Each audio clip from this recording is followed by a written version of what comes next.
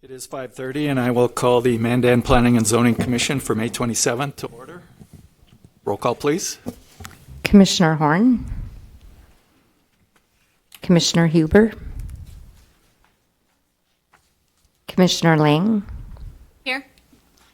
Commissioner Mutter, Here. Mayor Freilich, Here. Commissioner Infeld, Commissioner McLean, Here.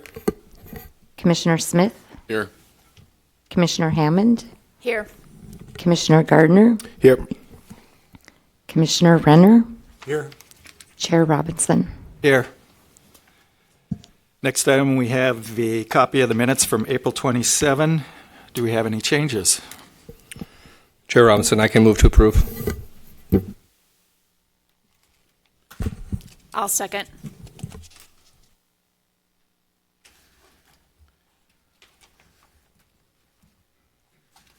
Motion by Commissioner McLean, second by Commissioner Hammond to approve the minutes of April 27th. Any questions? None. Roll call vote, please. Commissioner Lang, Approve. Yes. Yes. Commissioner Mutter, Yes. Mayor Freilich, Yes. Commissioner McLean, Yes. Commissioner Smith, Yes. Commissioner Hammond, Yes. Commissioner Gardner, Yes. Commissioner Renner, Yes. Chair Robinson. Yes. Minutes are approved, and we'll move to the first of public hearings. Item number 1, consider a special use permit for Lot 1, Block 1, Vic Flex subdivision. Address is 2264 Sunny Road South. Rachel? Good evening, Commissioners. This is, sorry, I'm trying to see where this is at. So this is a special use permit request for the use of propane storage and distribution at Lot 1, Block 1 of the Vic Flex subdivision. Township 139 North, Range 81 West, City of Mandan at 2264 Sunny Road South. Here we go. This is the future land use map and zoning. This is just west of downtown. The property is zoned CB Business Commercial and is shown in the future land use plan as rural residential, though this area is unlikely to be downzoned to rural residential. The owners are proposing to put two 30,000-gallon propane tanks in the existing truck yard located on the south end of the site. I'm not entirely sure if I can rotate this or not. There we go. So this would be where they're sitting on the site. The building department will review any final plans. Oh goodness, I'm about to make you all sick, sorry. There you go. The building department will review final plans and ensure that the any needed floodplain regulations are followed as the floodplain is close to the proposed location. The total area of the site is 21.7 acres. Access to the property is via Sunny Road South and will not change. There are no utilities that should be affected by this installation. The findings of fact are in your packet. There are no comments from staff, and the recommendation is to recommend approval of the special use permit for Lot 1, Block 1 of the Vic Flex subdivision as presented. And I can take any questions. Questions for Rachel?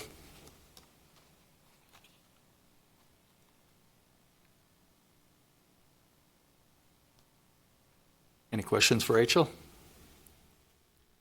Rachel, is there a fence going around that whole area? No. Okay, thank you. Any other questions?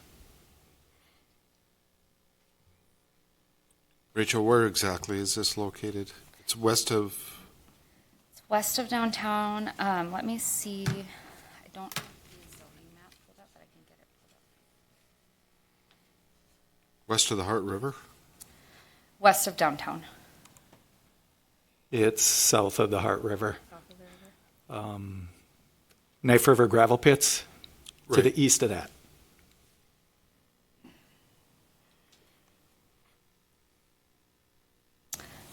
You can help me out on where maps are. I've lost them. Departments? Our city.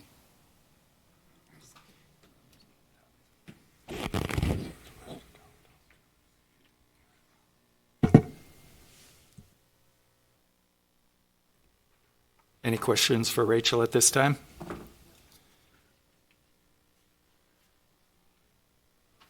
With none, I will open it up for public comments or questions. We'll take any questions or comments on item number 1.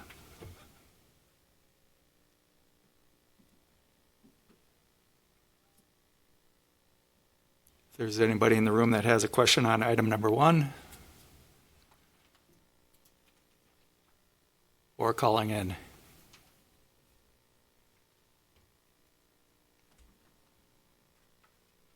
One more time, any questions on item number 1?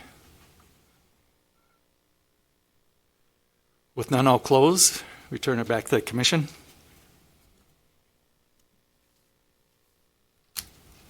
Mr. Chairman, I'd move to recommend approval of the SPU for Lot 1, Block 1, Big Flex subdivision as presented.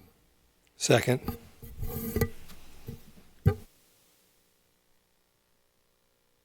Motion by Commissioner Smith, second by Commissioner McLean.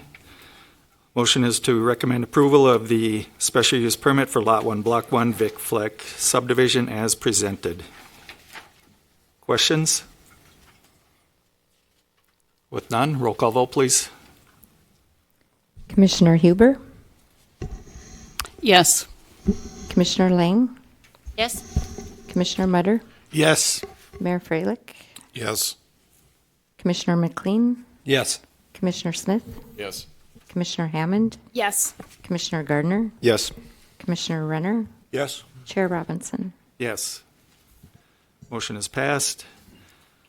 We'll move to public hearing number 2. Consider a special use permit for Lot 12, Block 18, Mandan proper. Address is 210 Fifth Avenue Northwest. Rachel? Commission, I'm going to go to the zoning map first so that you can see where we're at downtown here.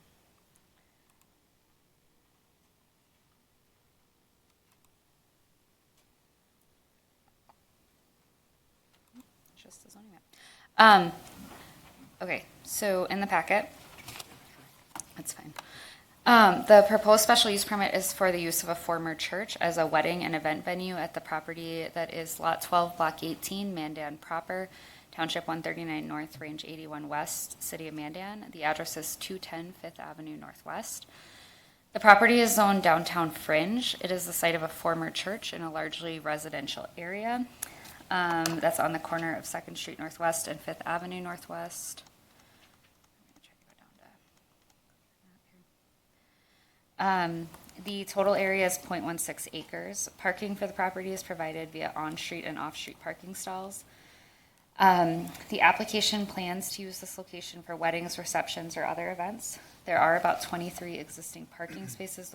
This number will go down slightly with the current reconstruction of the street. The applicant is also planning to purchase the neighboring home for later use. That home is not part of this special use permit. The application states that hours of operation would cease at midnight. In a pre-planning meeting, the applicant stated that alcohol would be served, likely a beer and wine license. At that meeting, city staff encouraged the applicant to meet with neighbors and discuss the proposed use. Concerns regarding parking were the main item of concern at the pre-planning meeting. Staff is confident that the surrounding public parking on the street, particularly a block south and the commercial diagonal on-street parking, is able to handle the parking needs of the facility. That is one of the trade-offs of a downtown property, is that there is public parking. There's very little private parking. Access will remain in existing locations. Utilities will not change. There are no known easements. Property on all sides is zoned downtown fringe. The future land use plan designates the area as commercial, and this use would generally be considered a commercial use. There were 2 letters received in opposition after the letters were sent to 99 adjacent property owners in May. I believe you have copies of those. There is the special use permit evaluation criteria is in your packet. I'll go through those for this one. Will the proposed use be designed, constructed, operated, and maintained so as to be compatible in appearance with the existing or intended character of the neighborhood? The previous use was also a congregational assembly use, different hours of the day, but still an assembly use. Will the proposed use involve activities, processes, materials, equipment, or conditions of operation that will be incompatible with the neighborhood due to production of traffic, noise, smoke, fumes, glare, or odors? No, the operator will need to follow Mandan noise regulations. It is a downtown commercial structure, so downtown commercial activity is standard. Will the hours of operation of the proposed use be different than the adjacent uses? Yes, there may be some there, as it is not a residential facility. Will the proposed use require exterior lighting with type intensity greater than adjacent uses? Surrounding properties are residential in nature, so operating hours for this are estimated to end at midnight. Additional lighting would be to illuminate a sign and would not be pointed into neighboring residences. Will the site have sufficient area to provide the parking required for the use? Yes, again, based on that downtown parking. And will the proposed use require adjustments to normal lot size, height, and setback requirements of the district? We said no. The recommendation in the packet is to recommend approval of the special use permit for an event venue. There are very few uses for old churches in downtown areas. So the evaluation of staff is that it would most likely fit into the neighborhood. There are opposition letters, and I believe those owners are here. So if you have any questions, I can answer them. Questions for Rachel? Rachel, I got a question, and you've answered it twice, but I'm going to reiterate it. It's a special event. How come do we have anything compared to the restaurants for amount of parking they have versus an event, special event area like this? Yeah, so I don't know that there's a huge difference between restaurants and special events, but in downtown areas in general, your typical understanding is that your trade-off is that public street parking instead of private street parking. There's a great deal of public parking in the surrounding area, particularly 2 to 3 blocks away. I know we're North Dakotans, we don't like to walk, but in downtown areas, it is generally expected that you may have to walk up to 2-3 blocks, and there is plenty of parking in that range. Thank you, Rachel. Any other questions? Rachel, if I'm understanding the application, the event center would have an occupancy of 150 approximately. I don't know, I drove by there today and I'm struggling with events and parties there with 150 people in that area, in the residential area. I know it was also compared to the V3 and U3 in downtown. I looked that up, and that capacity of that one is 75, and next door are businesses, not homes, so that's probably more of a statement than a question, but that's where I'm struggling with this one.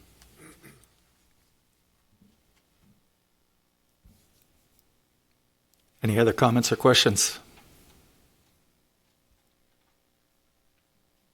None at this time. I'll open it up for public comments. Questions on item number 2. If anybody's present, yes, step up to the microphone and state your name for the record, please. Evan Locker.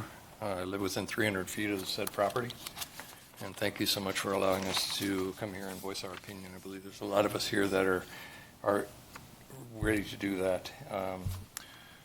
I have a few questions and then a few comments regarding that. One is I couldn't help it in the package. You have the difference between the current zoning and the future zoning. Is that a result of the special request? The future land use would be the intended land use if the property were to be redeveloped at a future point. It is not something that in this case would, I would say, materially make a difference, given that it's essentially a commercial use in a commercial area. It would be more of a question if someone, for example, were to say, I want to put an industrial use in the downtown area. What's the designation for fringe? I guess I'm trying to divide the difference between them. What do they call it? The downtown fringe. What it's currently zoned as. If I can answer. Okay. I just find it unusual that we're doing that at this particular point, or it seems like it's being a result of the special use permit. So the future land use map was created, Jim, do you know how many years ago? It's been So it was done prior to this? Quite prior to that this. answers my question. And again, the biggest concern that I think we have is the parking situation. When you say you had 30 spots, again, and you did mention that Fifth is going to change dramatically. There's only 20 spots open on Fifth, period. Okay, and there's 13 across there. The biggest reason that the Fifth Avenue was changed is for safety. And now we're going to have cars pulling in and out at midnight after alcohol is served on a street that's very narrow. Second Street is 30 feet wide from curb to curb. I drive on that street every single day. And when I drive on there, if there's another car coming, one of us has to pull over and stop. Okay, now we're going to have that congestion there. And I think Connie mentioned that in her letter as well. So there are going to be 3 parallel parking spots in front of the building. Okay, there's 13 along the north side of the building that are pulling out onto Fifth or onto Second. So yes, we'd have to walk along. People would have to walk a long way. If you're having 150 people in the facility at that time, you can guess that there's going to be 75 cars, give or take. You have no way of knowing that. Right now, the current use, and I think Connie mentioned in the back, one of my neighbors, and she says now when they come on Sunday morning, arrive at 8:30, leave at 11. Okay, and they have a few vehicles there, and some of them are vans with a lot of children in there, and so on and so forth. But so they don't have as much of a problem with parking. Second, again, only allows for parking on one side of the street, so that's also a concern as well. Alcohol is going to be served. The other thing that there was a mention in here that there's going to be any odors or anything like that. If you have 150 people in there, 20% of those people smoke. I'm guessing you're going to have 20 or 30 people standing out in front of that building smoking until all hours of the night, and the noise is going to be of concern for me and for our family. So, right now they use that facility on Sundays. Probably if at 150 people are there, it's a small amount of people per month.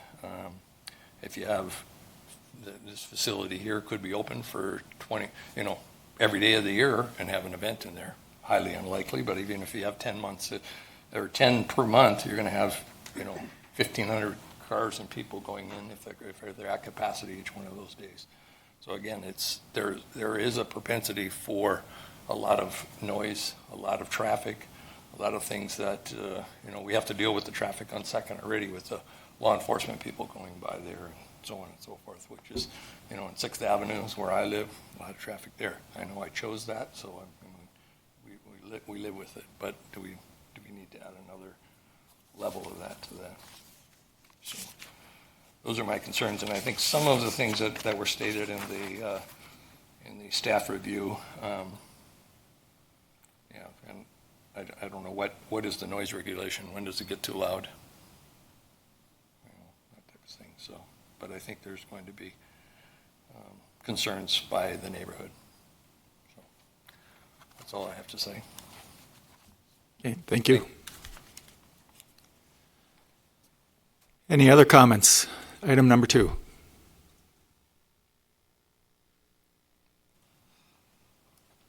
My name is Heather Hoover, and I also live on 6th Avenue, and I have the exact same concerns that he does with the parking and the litter and noise and odors and all of the things that will come about. Okay, thank you. Do we have the applicant here? Would they like to speak?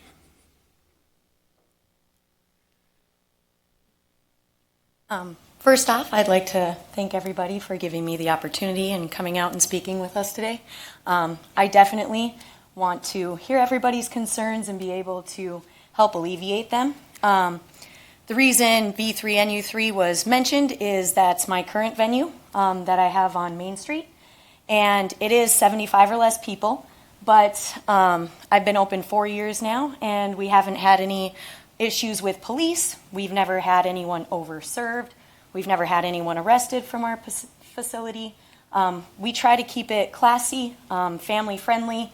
My entire intent is to make it a more luxurious space, a more classy space that people can rent that is smaller than most of the larger venues, but still bigger than the smaller size ones that are currently available. So more families can have weddings that fit within their budget. And, I definitely will try to avoid as much odors and music issues that I definitely can.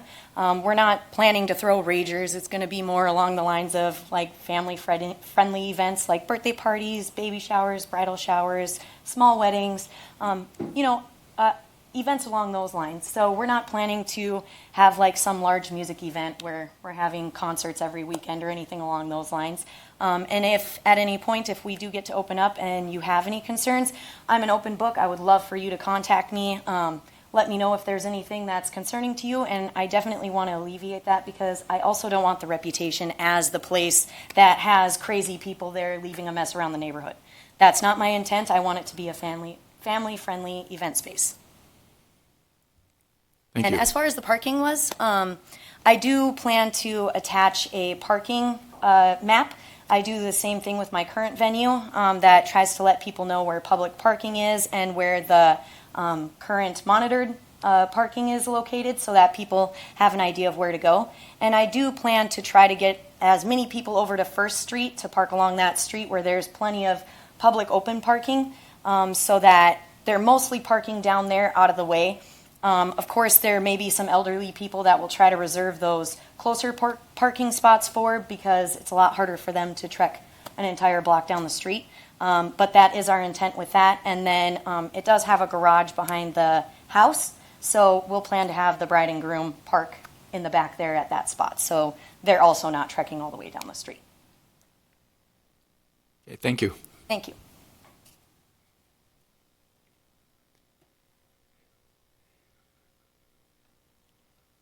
Commissioners, I'm just here to answer any questions you may have about the property for my client.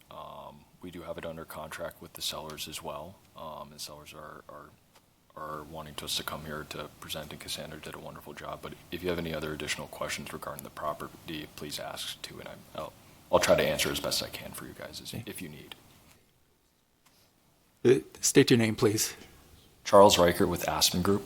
Okay, thank you.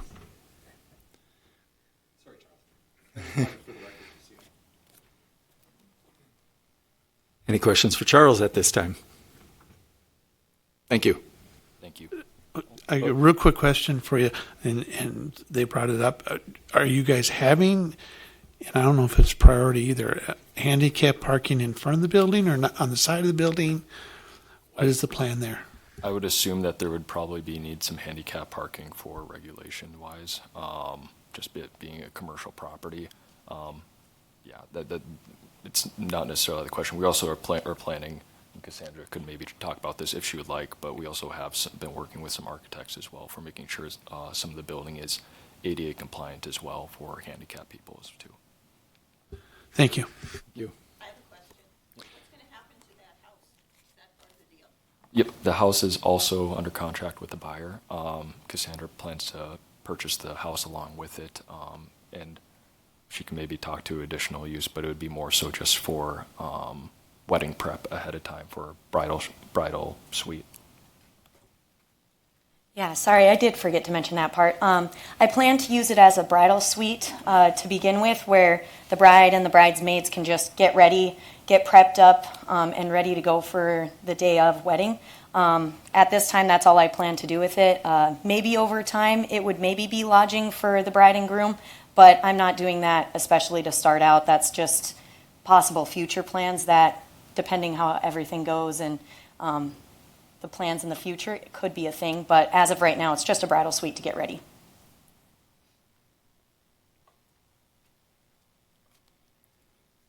Would anybody else like to step up and make comments or questions?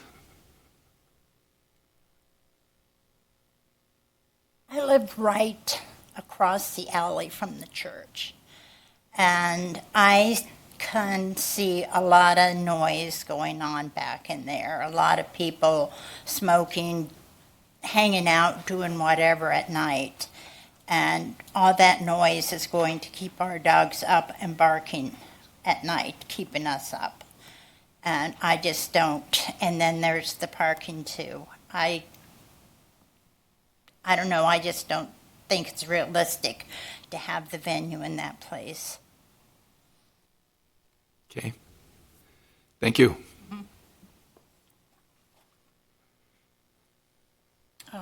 Tiffany Matsky-Geezer. I live at 307 on Fifth Avenue Northwest. My concern is if this, what's the limit for, what's the mandated amount for security being required? I know when you get married, you always got to say, oh, you need security officer. Is that going to be part of your? At 100 people, you need one Okay. officer, and then for each other. And then maybe since the parking thing is so tight, because I live right there on Fifth, nobody reads signs. Nobody sees that there's no parking on this side. They still park, and then it just makes it really difficult to go in and out of cars. Maybe if you were to and I'm not saying that I'm up for this, it's just going to be really congested. We enjoy our evenings out on the porch because we don't have air conditioning. So we just enjoy as much outdoor time as we can because we have an enclosed backyard with trees. And it would be rather disturbing to hear. And I know there's going to be security, but maybe if you were to bring in, charter them in or something, it would make it easier on the neighborhood, is one solution I found. I do want to see the building used. It is a very historic house. The guy who used to own it was immaculate with it. I mean, he painted that house at least 4 or 5 times just to get it right. That's my only concern, is the parking mostly, and the evenings disturbances. Thank you.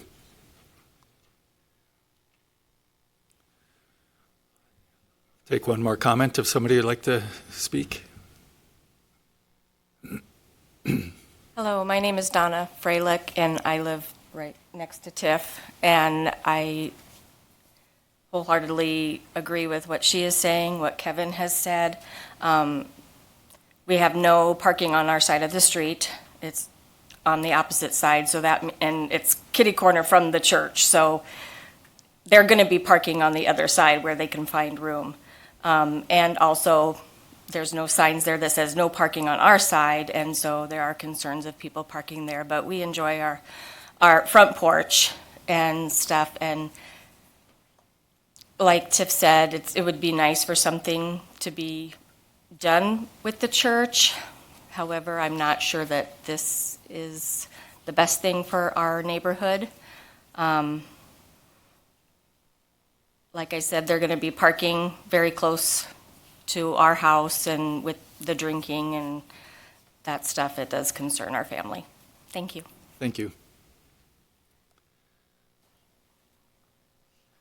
Hi, I'm Riley McArrays. I'm with the City Engineering Department. I've heard a lot of concern about parking. We did a parking utilization study on First Street prior to our First Street reconstruction project because we did hear a lot of concerns because we were reducing some parking slots along 4th. We did it along First Street. The parking utilization on that street is very, very low. I think at peak it was 5 to 8 cars, and that's peak hour. And then as for parking on both sides of 5th, that'll be installed with our current First Street construction project, so there'll be parallel parking on both sides. Just to make that note. Thank you.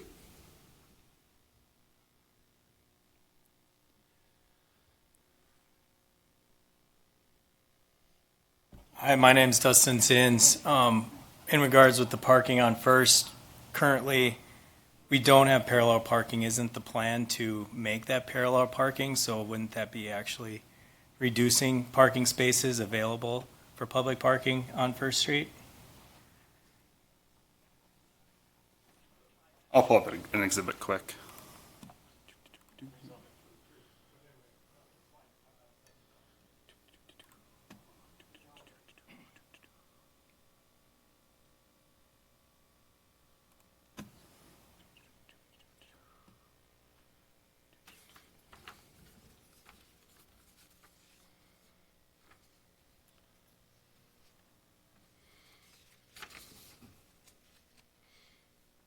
So this was the proposed plan. You can ignore 4th Street because or 4th Avenue because that changed. But on 5th, you'll see there is parallel parking on both sides, as well as on First, the angled parking is staying. I believe it's actually increasing the amount of spots parking because you'll be able to park on both sides of 5th. So the angled parking is staying? On First Street, yeah. And then on 4th, there's parking or angled parking on one side of it. That was the compromise we came to through multiple meetings with business owners. Church is right up here. But a block up from that, there's still gonna remain one side, no. On Second Street? Or, Okay, okay. yeah, north of First. There will be parallel parking north of First? Yep, on both sides of Fifth. Yep, I can zoom in here a little more, maybe. Maybe not. I believe the reality is, I believe Tim says, they're not gonna, it doesn't matter if you have a sign there or not. Right. You see that even on Sundays, of course, the traffic flow on Sundays is great, and it's in the morning, and very few cars moving. There'll be parking on both sides, though, so there won't be no parking on either side. You can. But on Fifth, south of Second, but on Fifth, south of, or north of Second, that will still be one-side parking. Yep, until we come through with another project. This would be Mandan proper Phase 3, which is scheduled for, man, I'm testing my years here, 2029, roughly? So then that would affect Second Street as well. Yep, and that would reconstruct Second Street. Then they would lose the diagonal, or the open parking there. But we would add parking along both sides of the street, too. That'd be a full reconstruct. But like if they're parked right now on both sides, even though there isn't parking there, you can't get through. Just like on Second, you cannot get through, even when there's people parked on the side, there's, can be, and someone else is coming, You can't see. you gotta 'em. wait, and you can't see. Yep, and we're widening the roadway, so it'll be wider, and we're taking up some of that. There's very large boulevards, and sorry if don't know which way I'm talking here. There's very large boulevards in downtown Mandan, and we're able to accommodate parallel parking by taking up some of that boulevard space. So they'll lose some grass, but we're able to accommodate more parking, which is what we heard is a big concern down here. Don't know off the top of my head. I know 4th Avenue was a net loss of somewhere in the 10 to 20 range, I think. And then 5th was a gain of like 3 to 5. This is rough estimate, so I can get you an answer later if you'd like one, but. Yeah, rough is fine. Yep. But there's a net loss. But why does future development play into a special use permit that's happening? Because of the parking. I'm finding that difficult, because, then reapply for commercial. The other thing may not happen for 2 more years. I think this is more of a Rachel question when it comes to. When is the next phase of 236 being done? So this is all happening this year. This will be done in 2026. I know, I would drive by Yeah. every day. But the reality is that you're forecasting a parking change, with a special use permit that's being applied for today. So this is happening now. But On not Fifth Street, north. but I'm talking Fifth Street Sure. north of Second, because that's where That's in our CIP to be scheduled out. But But that shouldn't be taken into consideration that that's parking, because the project's not done. it will be done in 2026. You Construction just said 29. for Mandan proper Phase 3, which is north of Second. South of Second on 5th and First, there's plenty of parking to accommodate the traffic they'll have. Which I would assume people would want to park on the angled parking where it's more comfortable to park than trying to park on Second where, No, like they're you all talked gonna come in about. front of our homes and be parked out there for hours We at still a get the time. 4th of How July. many parking spots are available, public parking spots are available within 3 blocks of the church? On First Street, over 100. But how are you gonna get them to go down there when they may be pulling on the street? He was talking about providing a parking map to our customers. I'm not trying to start arguing here, I'm just saying that we have some But parking that doesn't information. mean so. they're gonna do it. Yeah, I just, Yeah. back and forth. Yeah. Basically, in the comments, the math in the comments are after construction is complete in 2026, Yes. for clarification. Thank you.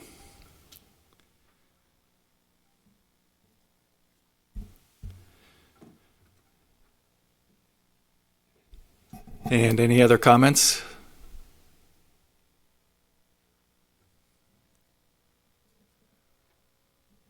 And with none, I'll close the public comment and return it back to the commission.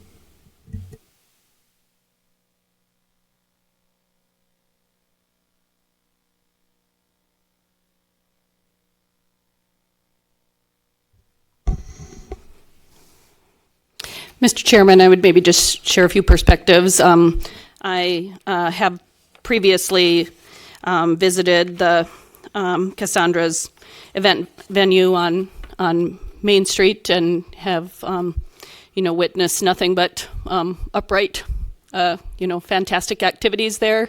Just across the street, the depot has been being used as an event venue for a handful of years now, and I think also has been a favorable contribution. I recognize and empathize with the concerns. However, these homes are adjacent to and part of the central business district. And so I think, by and large, I also greatly appreciate the desire by the applicant to expand a business in Mandan and help to bring commerce to the community and invest in this property. I think that home was a prior Renaissance zone project, and so there are a number of uses that could go into this property without requiring any special use permit. And so I think, what we have outlined here is a really sound plan by the applicant for a small space for celebrations, for small weddings, again, those graduation parties, birthday parties, bridal, baby showers, those types of things. I'm not hearing a plan here to have, loud music concerts and that sort of thing. I'm not seeing issues with outdoor noise or smoking or vaping at those other establishments, and so would expect the applicant to be operating this in similar fashion. However, if those incidents do arise, I guess that is why we do invest in public protection services. There have been some parking issues, brought up. However, it sounds like with the construction plans that should generally be accommodated. However, I know that the Mandan Parking Authority periodically reviews changes in those dynamics in the community and implements changes accordingly. But otherwise, I guess by and large, I see more positives here than negatives in the proposal before us.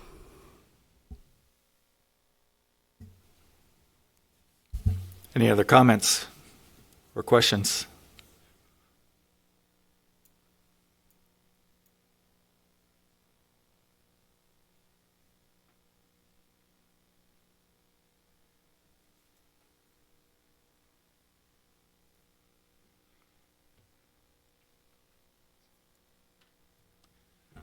Commissioner Robinson, if we take a look at that neighborhood a block to the east used to be the Red Owl grocery store, which did a fair amount of business. And then if we come forward to the opposite side of the block, we used to have the Legion Hall that hosted events. That was an event center. And we also, across the street, had the Elks Club, which hosted weddings. And we also had the Eagles Club in close proximity. So it used to be in this town Friday and Saturday nights from now until the end of September, there were 3 weddings going on in that neighborhood, as well as the grocery store running. So I'll echo Alan's comment that it is in the downtown business district. It has hosted these events for a lot of years. Unfortunately, there's not a venue left in those buildings, but I would like to hear the alternative. I would not like to see this building sit empty. That would not be good for the neighborhood.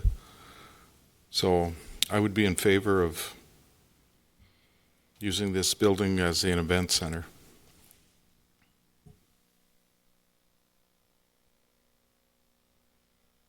Any other comments?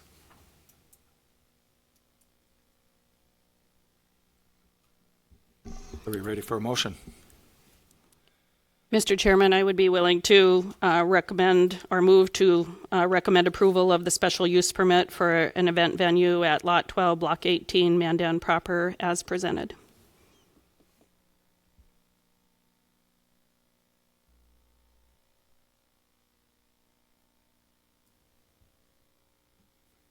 Do we have a second? I'm going to second that motion.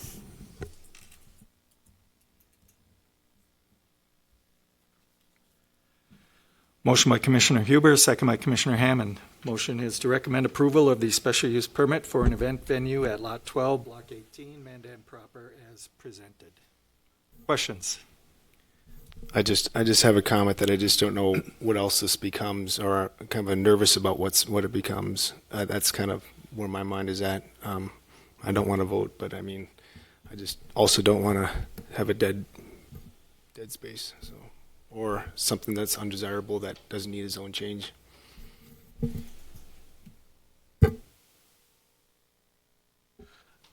Can I add to your comment? Is that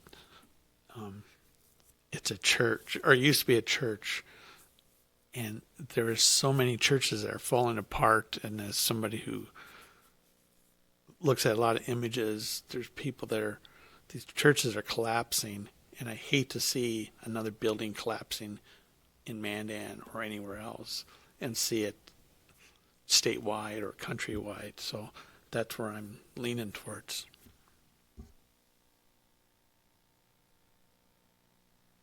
Any final comments? None. Roll call vote, please. Commissioner Huber, Yes. Commissioner Lang, Yes. Commissioner Mutter, Yes. Mayor Freilich, Yes. Commissioner McLean, Yes. Commissioner Smith, Yes. Commissioner Hammond, Yes.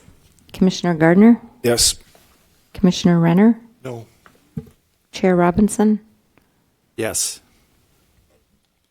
And motion is approved. We'll move on to public hearing number 3. Consider a preliminary plat, excuse me, consider a preliminary plat and zone change for Keitel's South Hart Terrace 5th Edition, tabled from the April 27th meeting. Rachel? Commissioners. Let me.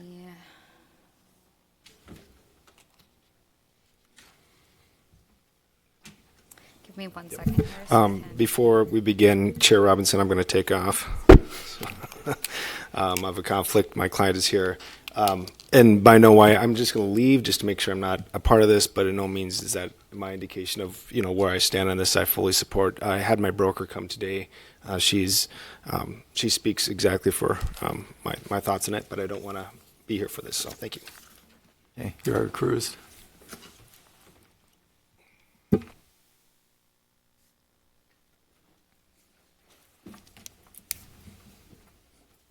Go ahead.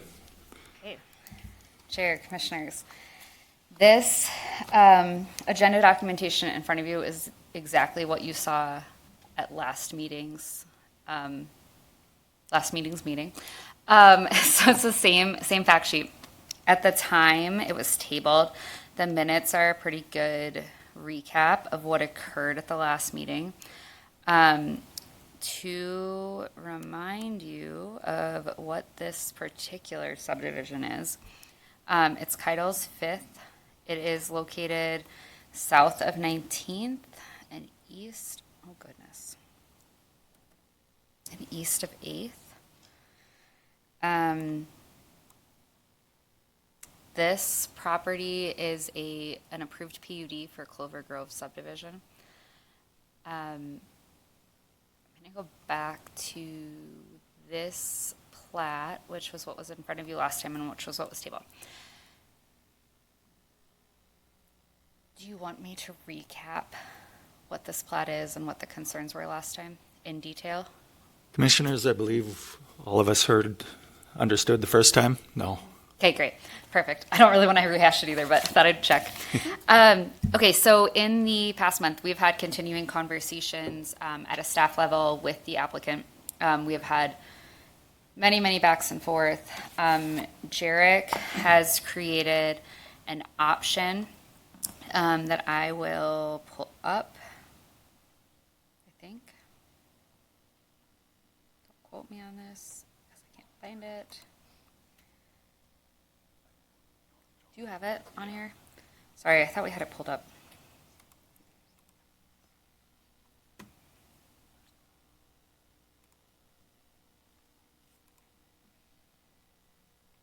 Oh, right there.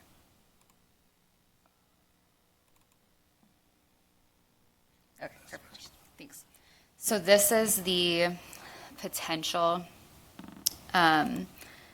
roadway alignment that city engineering has proposed. One of the conversations, I believe at the last meeting, was that city staff would like to see preservation of right-of-way heading eastward from the subdivision to a potential subdivision on the east side of Keitles. This is a proposed right-of-way. The original proposal had shown kind of a road that snaked around. The work that Jarek went through reviewed an optimal path. It would have an 8% grade, which is less than the existing road right here, which is at 12%.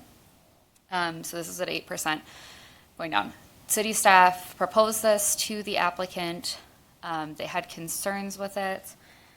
They came back with a secondary proposal today, which has an access heading straight south on 4th through here. It wasn't drawn, so I apologize that I'm asking you to visualize this, to 4th here, and not providing access to the east. City staff's evaluation in the quick amount of time that we've had to review it is that while additional access to the south would be preferred, would be great, city staff would still like to see connectivity between the two subdivisions on the east side preserved via dedication of right-of-way with a waiver of protest for future development done with a development agreement. But we would not be asking the applicant to put in this road at this time. Very complicated. So city staff's recommendation would still be to not approve the plat as it stands today. I can answer questions. Mitch is here, I believe. Riley's here. We can answer questions. I know the applicant is here as well. Rachel, so with your recommendation, is it because you want the plat to actually show that before we take action on it? The right-of-way to the east. Or the south? The applicant has not agreed to the right-of-way to the east, and city staff feel that there is a need for connectivity to the east, and that would be our recommendation.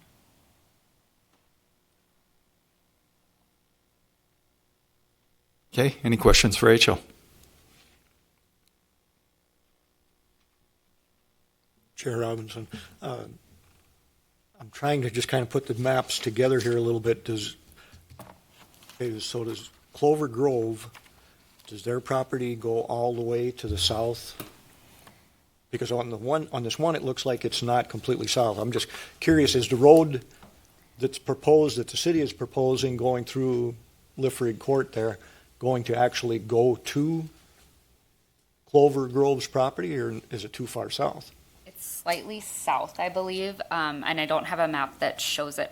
It is slightly south, but that road is public right-of-way, so you would connect into the existing public right-of-way.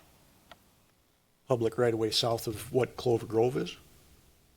Yes, there is an access easement that goes all the way south along the east boundary of Keitles. Can you pull up on Google Maps? I can pull up, maybe the zoning map would be the,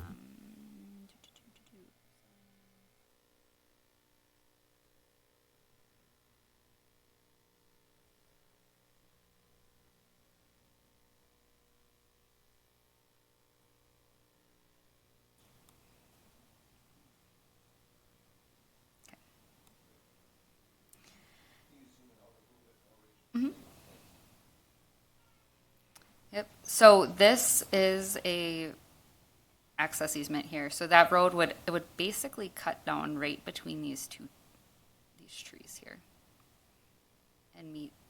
It would essentially hit the south boundary of what Clover Grove is. City staff has noted that even if Clover Grove doesn't go forward, there should still be connectivity to the east. Would be our collective recommendation. Rachel, I'm just here to ask questions. So I guess I'm not understanding why you want such connectivity to the east when there's at Clover Grove. That's a big gulch there. I mean, it's a ravine. Mm-hmm. So I'm not following the logic. Yeah, there may never be a need for this road. City staff would just like to preserve the option. One of the things I think that would happen in the last several years is you can see where a road was intended to go through between these two subdivisions, and right-of-way was not preserved. And now there is no way to get a road between these two subdivisions to provide connectivity.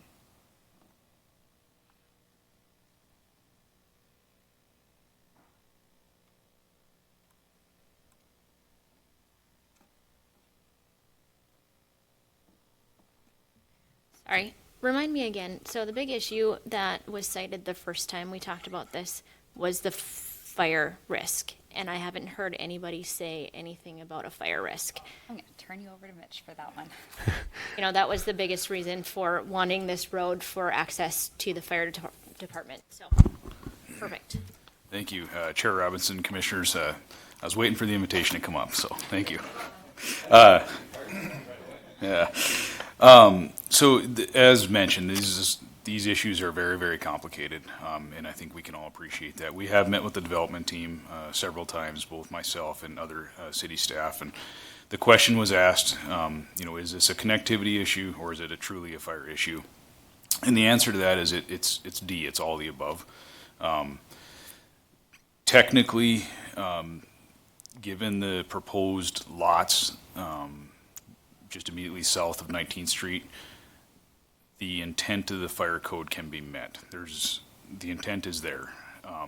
But as city staff and long-term planning practices and best practices are followed, we have to look at development as a whole, as a city, as we develop as a whole, and it would preclude us if we don't preserve that right-of-way. Again, we're not asking for the street to be built today. We're asking to preserve the right-of-way so that at some point, if the road is needed, we have the ability to build that road.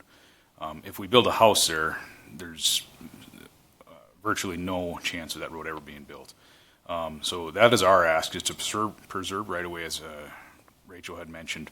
And if a road does come in further to the south, or other access is obtained, as mentioned in some of our meetings, our proposal is to align that potential right-of-way today so that it could be vacated in the future if it's not needed, and then turn into a developable lot.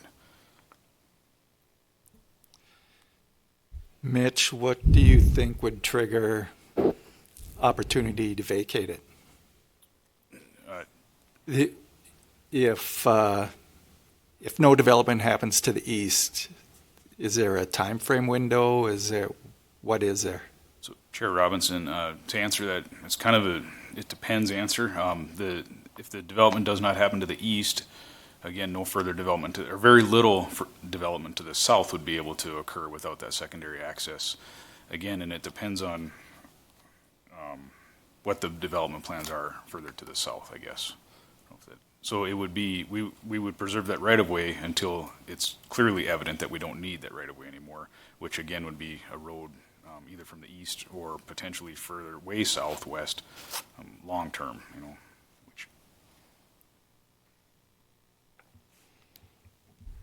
All right, Mitch, I'm going to ask you one kind of hard, difficult question. So, sorry, we're friends. Remember that after this. Practicality reasons, say there was a fire. This is all built out besides that one lot that has the easement for the road access. What are really the chances the fire trucks are going to go up that 8% grade or not go right to 4th Avenue and get into the development as fast as possible? I'm just asking for fire reasons, not for what the city wants for connectivity and stuff like that. Chair Robinson, Commissioners, that was a hot topic. I wasn't at the last meeting, but I had to go back and rewatch it. And it should be noted that this potential new road that Engineer Jarek has preliminary designed is at 8 or 9% in the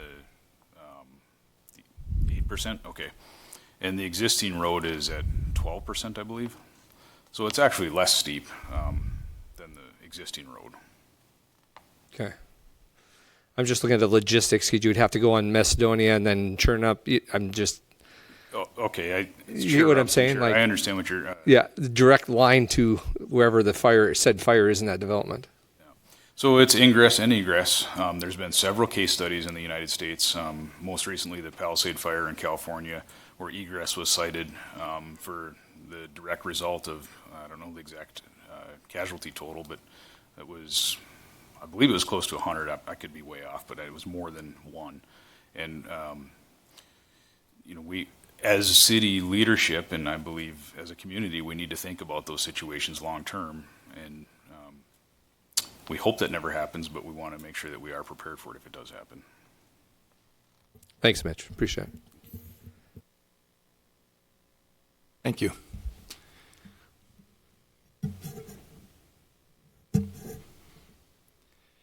Any other questions for Rachel or Mitch if we need? I just have I know there was another concern from the last meeting, and I know we talked about this, but again, the cost of this road to put in, that was something that we never talked about. And then I would like to know how far the fire department is away from this development, if you could answer that for us.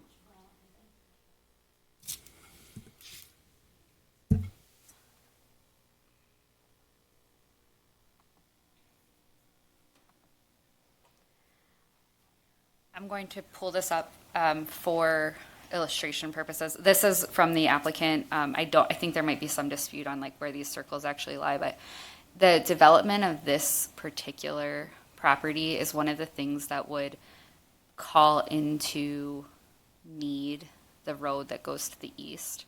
So if you were to build this road and utilize special assessments, there would be a wide range of properties being assessed the cost of the road. It wouldn't simply be, most likely, the developer, because the developer probably wouldn't own enough of this property in order to have to pay for the whole road, if that makes sense. So that's my one comment, and then I'm going to turn it over to Riley for cost. We also have a fire response map that I'm going to pull up here.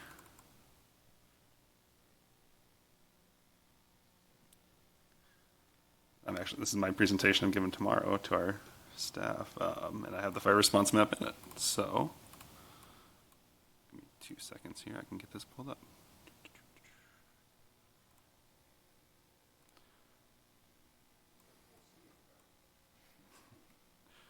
So here's our fire response maps. It's kind of the best I can do. So we're talking about this area right over here in this orange color. So it's 10 to 12 minutes, it looks like, to respond. This map was used to figure out response times for Station 3 versus not having Station 3. But Station 2 is kind of I think Station 1 would respond to this, but that kind of shows you how long it would take fire to reach the area.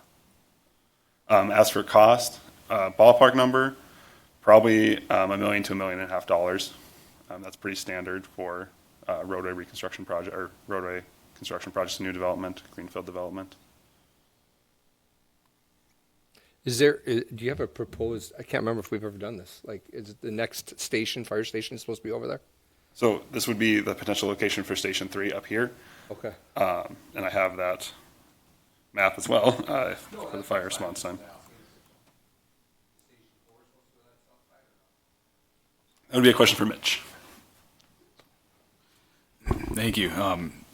Yeah, so as mentioned, our response times are probably that 8 to 12 minute mark, depending on exactly where we're at in that neighborhood. As soon as June 9th, we have it on the ballot to secure funding source to procure land for a potential Station 4 at some point in the future down there. So we don't have a specific location identified, but at some point as a city, we believe we will need a station down there, yes. Mitch, how much time do you want to get to a residential home? Chair Robinson, Commissioners, our goal is to be to 90% of our calls in that 4 minute mark.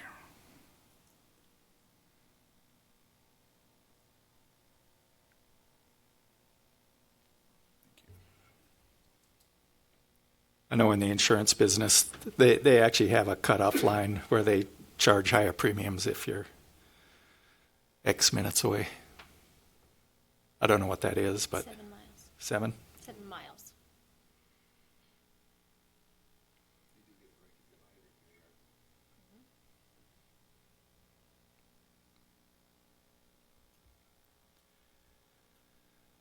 With no other questions at this time, I will open it up. I'll open up the public hearing and for comments or questions.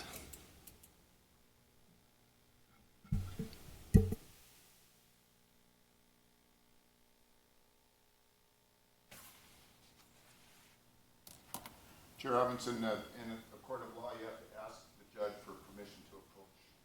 May I approach? You may approach. I just want to make sure that we have this handout in front of you, which Abe was kind enough to prepare. Just take one if you would and pass it on. It was on the screen, but I wanted to make it available on paper because it addresses the main issue that we thought we were working on, which is fire. This is the 2 times the distance between the access points. So the 2 access points are 1,200 feet. So twice that is 2,400 feet if you follow the 2 radiuses there. So anything that's within both of those circles meets the fire code. And we have talked to the chief and had a good conversation. And the only question mark would be on the far southeast corner there, the about to be renamed Liffrig Court. That, our question is, well, should it be excluded because it's only catching the front of that lot? Mike, I'm going to interrupt a second. Yeah, you should get closer to the microphone, please. Trying to catch me there. Thank you. And Chief Pitt said, we can get our trucks there. That's good enough for us. So to my way of thinking, fire is not an issue. We're meeting the code. We're meeting the rules that have been set up for this very thing. I wanted to, I want to do one thing for Jarek because I think he was properly upset with last month's meeting because he was pilloried for creating the snake road, and he had actually nothing to do with creating the snake road, so that was really unfair to him. And I wanted to publicly recognize that was it wasn't intentional. It was like, you want something to the east. I think Abe and Will came up with the snake road idea, not Jarek. So I want to clear that. Not his idea, and he should not be held responsible for that. Then the next thing I wanted to do was talk to you folks about the larger vision for what is it that I'm trying to do, and what is my team trying to do here.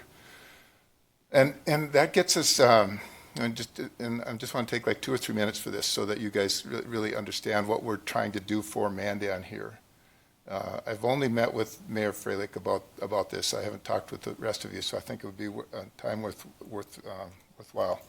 I went to the St. Joe's Montessori School about 2 winters ago, and I walk in, and I'm tall, right, 6'5", and this little kid, this little 3-year-old, greets me at this classroom, and he looks up at me and he says, "Would you like some tea?" Like, would you like some tea? A 3-year-old. And they have these kids learning what? Hospitality, right? And he watches, he gets the tea, he watches me drink it. He sees that my cup is empty, he comes over and asks, "Would you like some more?" And then he he takes the tea when he says, when I tell him I don't want any more, and he washes the cups. And he puts them like on the dry rack, rinses them. And this Montessori thing just grabbed my heart, like, wow, this is so cool, because I know how my grandkids behave. It ain't like that, right? It's like chaos. And so they're doing something with this vision of the human person and the vision of the child in particular with Montessori that is just transformative, I guess is the word that comes to my mind. Because it's so different from the way our culture has gone with what a human being is, and they start with the like the absorbent mind. You know, like we all know that up until age 7, you can learn 17 languages. Like there's something really special going on in that young person's brain in the early stages. So Montessori recognizes all of these things, and my reason for buying the land was to bring together all of the great things that have happened in the Bismarck and Mandan area for Montessori. So there's the Catholic Church's only order for teaching Montessori is venued where? In Mandan. We have the Institute of, the National Catholic Montessori Institute at the University of Mary. So they're teaching Montessori teachers over there, right? There's 2 very successful Montessori schools here, and there was a high school, like really one of the very few Catholic Montessori high schools in Mandan. So all this, like we are the global center for Montessori, and I thought that like a beautiful chunk of land would be like the global campus for this, and there would be things like, and let's see, Nancy, can you bring up did you get the exhibits, or Jordan? Do you have the stations? I want the commissioners to see that. I sent you a picture of called the stations. Do you have that? Yeah. Yeah, I know. But I'm just about done with this vision. And this is so. What we wanted to do was have like in down in Nebraska, there's the Stations of the Cross, and it shows these metal sculptures. And Mayor has seen this. But my idea is like not Stations of the Cross, but Stations of the Child. So all the way through this beautiful land that we have, there would be like 10 or 12 stations like devoted to the principles of like what is Montessori seen in children, right? So you could go walking on this land, you'd see pheasants, right? And you'd see grouse, and you'd see all this beautiful stuff. You'd see prairie grass, and you'd see these statues of what is it about children that is so unique? So I'm envisioning Mandan as like the city that loves kids, right? The city that really knows children in a way that nobody else in the country is really recognizing. And I see it as a destination. Like this is something that could be make Mandan a destination in the world of education. So is that the statue there? Okay, so we've talked to those artists that created that. And the idea is not to create a Stations of the Cross, but to hire those artists to create a Stations of the Child, so that these virtues that we notice about children would be like, wow, look at this, like the beauty that God has created in each individual child. So that's where it's going, right? So it's about parenting and about children, and that's why this land was important. Did you have any questions about that? I'm guessing not. We're good there? Okay. So then the concerns about the land itself now, in general, it just seems to me like this connectivity thing has gone way, way, way too far. It's like blotting. We have to build neighborhoods filled with houses to pay for connectivity, to buy the streets, to pay for the streets. It's like there's no room in Mandan for like just a beautiful, beautiful campus. How do we do that? Like, what am I going to $1 million to $1.5 million? I'm going to go ask donors for that money, because the Montessori land isn't going to be able to pay that. It's like, how does this work? Like, it's just kind of a fantasy thing that like way, way out there, and like the reality is that it just kills the project. It can't be done. Because the donors will buy a parking lot or they'll buy a street, but they're not going to fund a street to nowhere, right? Into a ravine. It's like, what are we doing? It makes no sense at all to me. A couple other things. Abe did look at, and I tried to get Jarek and Abe to share numbers and such. Abe does not think that 8% is the grade. He has major, he just doesn't think that the numbers are going to work for Jarrick Lane. And so, to me, that's just another reason, in addition to the completely whimsical financing for how this could possibly work, is that the engineering is really, really unsound. Let's see. I did have, I think you understand the 4th Avenue option. Is that clear to y'all? Like we would not sell those 2 lots because so there would be access from 4th Avenue coming all the way down into the Montessori. So we're trying to not think about, well, what would somebody in 50 years, near Fort Yates, what would they need for connectivity? No, we're looking at like a real, like the neighbors that we have right now. So as we build out the streets, we think about, well, Montessori is going to need some street access, right? So that was our effort to respond to that. The people on the east, the Clover Grove folks, have just kind of disappeared from the face of the earth. And I'm not, we spent months trying to work with those guys. And now it's like, he put a couple $1,000 into it, and it's like not a priority. So I just don't see why that should kill the project for the whole community. That's it's not right. One last thing, I guess, is the cul-de-sac itself here, the one where we have what I dubbed Jarrick Lane. I thought that was a good name for that road, Jarrick Lane. And Jarrick didn't particularly like it, but it was better than Lifford Court. That if we put that road in, I understand that like this is the crown jewel of the whole property. It's like it's the best views in everything that we've got. So to turn it into a through street, it will adversely affect the property, the value of every one of those lots, in addition to costing, like the realtors have said, like $150,000, $200,000 for the lot itself. So this is the most beautiful view lots in Mandan, and we're wrecking it with this road. That's what I got. Thank you for your patience. I do agree with you. These are the view lots there. And I brought up the same recommendation at the last meeting is do you dedicate one of these lots? I would take one of the lots to the north and dedicate an easement through there, and so you can salvage that corner, because that is the best corner. But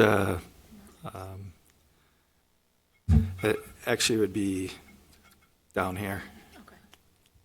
So, but I'll ask you, because I did ask you at the last meeting, so I'll ask you again at this meeting. Are you adamant that an easement on that end, on the east end of this development, is not in the cards? Yes. Okay. Yeah, and I'm... No, I thank you for your frank answer. Okay, Chair Robinson, Mr. Lifford, I agree on the Montessori. I think it's the way to go. But I'm a bit confused here. Nobody's asking him to build a road, correct? There's no money going to be spent at this point, or in 5 years, or 10 years possibly, right? Wrong. With all respect, Mayor. Okay, so if you take the lot out, you would consider that money. But as far as building a road, you don't have to build a road right now, correct? It's unclear to me when we'd have to build a road, or what the conditions are. And I think Rachel had mentioned earlier that the cost of the road would be assessed to the entire neighborhood? Mayor, Chair, Commissioners, Mr. Lifford, yes. So the intent would be that we would preserve the right-of-way through an easement to be developed at such a time that it becomes necessary. And then, yes, that it would be special assessed across the full development, potentially the development to the east, any development to the south. I would also note that through the course of our conversations, there have been a number of proposals on that southwest corner. At one point, there was a discussion of event center, a school, a hotel, Montessori school. All of those have very different traffic needs. And so depending on what that future development looks like, which isn't under discussion today and isn't something that we can really take into consideration with this particular subdivision, whatever that southwest area happens to develop as may have different implications for when that road would be needed, right? If it's a Montessori school, there's 50 kids coming in and out of every day. I think Riley and probably Jarek would agree that like the traffic needs for that are probably not going to be enough to require that road to the east to go in. If it's a 500-person event center and 700 housing units spread across the southwest and southeast areas, that might be a development scenario that would require that east road to go in. We don't know how it's going to develop, and there's not a proposal, a firm proposal or a plat for it. So the city staff is just asking for the right-of-way to be preserved. And to my way of thinking, Mayor, and again, I apologize for the curtness of my answer there, but it's like that's a $300,000 to $500,000 bill to me, is what it would cost. These lots are, by the way, they're pretty much pre-sold. We've got people who say, I will buy those lots right now, all of them, all the view lots. So this is like to take one is significant, and you're reckoning the others because there's not a cul-de-sac. People like cul-de-sacs. So there's still value there, but it's not as much as what we've got now. Yeah, that's why I'd move it to the lot to the north of the cul-de-sac. And then force the other developer to come and meet it, basically.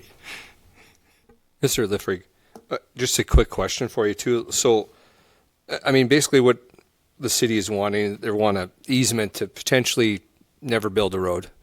Would it be like lot 10? What if they got away from the view lots, say you went that way and just did an easement and took out lot 10 or 11 or something like that, kept your view lots? Sorry. Yeah. So basically I'm thinking if you did something here and then did the road this way. Have you guys ever considered that? You know what I mean? Or here? I'm just spitballing. Yeah. So you keep you're only losing this one lot. You're not losing a lot, but potentially you won't build on it for a while. Just a thought. Yeah. And I was talking about here, like if you went road. Right, something like that, or this lot here. So then I think there's a neighbor there we'd have to worry about. That's an existing home. Sorry guys, I don't have a lot. I think so, yeah. Oh. And then they would go here.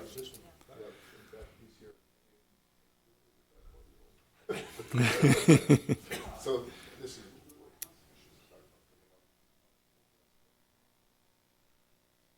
It necessarily wouldn't have to be 10 or 11. I'm just saying if you went to one of those lots, you keep your access, your view. I get it. It gives you another access, and then it doesn't take the prime lots then either. Potentially. Sorry. Yes. Chair Robinson, I guess that's what I'm having a tough time wrapping my head around is there's a lot of this is so contingent upon what you do developing farther south. In my mind, if we had just a blank sheet of paper and we could start over and we could say, okay, well, the monastery is going to go south of here, so yes, let's continue forth straight all the way down, and then we can maybe run an easement road if we have to have connectivity to the east. We could run that road a quarter mile farther south and then start going east instead of going through your view lots. Problem is, that's not what we have in front of us. And that's what I'm struggling with in my mind is how to make this work with what you've got right now. Because I'm sure you don't want to have to try to come up and develop the next phase at the same time before you get this phase in place. It seems So that's fairly what I'm daunting, struggling with. just what we've bitten off so far, yes. Yeah. Rachel, can you pull what you guys suggested for the right of way again, please? I mean, these guys are giving me numbers and everything else, and I forgot where the original thought was from the city. Thanks. One other item while Riley's pulling that up that I'd like to note is right now we don't actually have a preliminary plat in front of you. You have the tabled version pavement would be something that Mr. Lippard would end up saying yes to. Or 4th Avenue going south, we don't actually have that plat in front of you. So any recommendation either way would need to be contingent on actually seeing that. Okay, that was my one note. This would be the recommendation. Riley does have some comments on the slopes. Yeah, I would just add that the reason that this is kind of drawn this way is because we need a 60-foot or 66-foot right-of-way, and Lot 16 just happens to have 65.76 feet. So we kind of just drew this in here as, hey, look, you could put it right here, but Jarek actually did a slope raster optimization to figure out where the best place to put the road is. So here's the slope rasterization he did. And then he had optimum path drawing. So this is the optimum path of the road to minimize road grade changes. And then he actually took that a lot further and expanded into actually like an assembly. So you can see this green is kind of where fill would be needed. And Abe's concerns regarding this road is where Clover Grove would tie in. He had said that this road, where Clover Grove was proposing it, was a little bit further east. And if Clover Grove was to come in and build this road, we could make them push it further to the west and alleviate those concerns that Abe had. Abe also expressed some concerns about sewer. Jarek also took that into consideration and did more slope rasterization as to what could be served with the sewer. So this whole area in red is what could be served off this manhole right here. Orange is this manhole, and then that lighter shade is this manhole. So there'd be no concerns on water or sewer service. And then Jarek also had kind of drawn up. So here's the assembly. Here's that 8.6% grade. He also did road comparisons to see what other roads in town are that 8.6%. Collins around there. Dakota is steeper. There's many other roads that are steeper, and I have that, and I can pull that up too if you'd like. But Jarek had also taken it a step further with his optimization, saying, hey, if you got rid of one lot, you could fit 1, 2, 3, 4, 5, 6. You could fit about 9 more lots in there. And maybe those aren't as desirable, but if you sell one lot for $200,000 or 9 lots for $50,000 a piece, that shakes out a little bit. So yeah, I can answer any questions about the roadway or stuff that kind of happened with that on Jarek's engineering side of things. Since we got you, Riley, I think what Abe told me was that if you bring Jarek Lane out to the South Collins there, it's like 12 feet too high for the Clover Grove people, because it doesn't work for all of their basements, and it's not the right pitch, right level. So they would have to bring the road down 12 feet to make their development work. And then if you bring the road down 12 feet, then it goes from 8% to 10% or who knows what.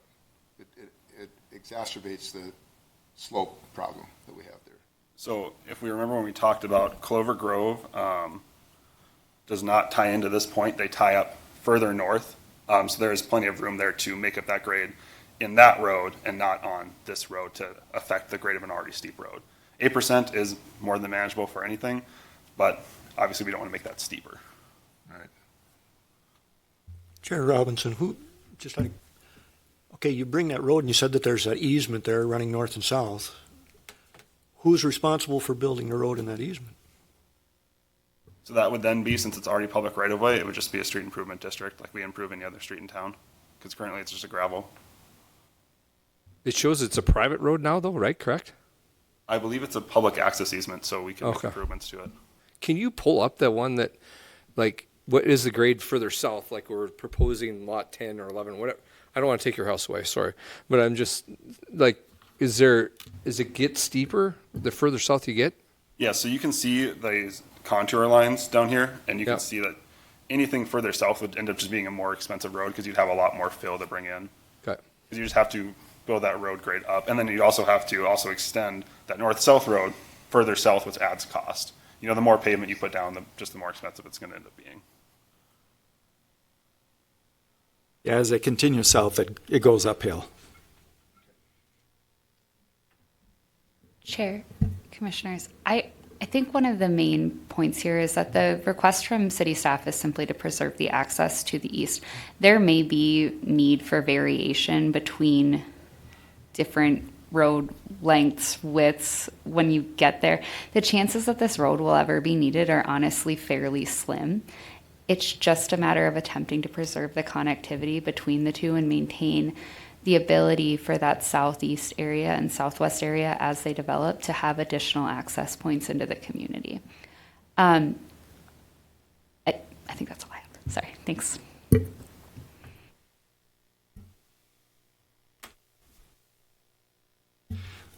Let me ask you this, Rachel and city staff. Let's say we do approve it as is. Does it impact applications going forward?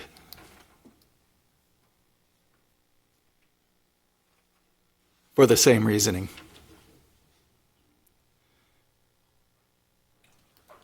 Chair Robinson, like Mitch pointed out, Chief Pitts, for this piece of this development, it would work. But when we look at planning, obviously we try to look forward. And it severely hamstrings what can be done. I know we're not going to get back into the remoteness section, but, and Jarek pointed this out, if you keep taking a road and you keep going further south on the west side, you're going to not meet it. And they had that circle chart pulled up. It meets it currently, but as you go, it's not gonna. And at that point, no good. Yeah. Yeah, and I just want Mike to understand that there's a bigger picture here too. Well, I don't understand what he just said. How does it get worse as you go south? Chair, Commission, I can take that one.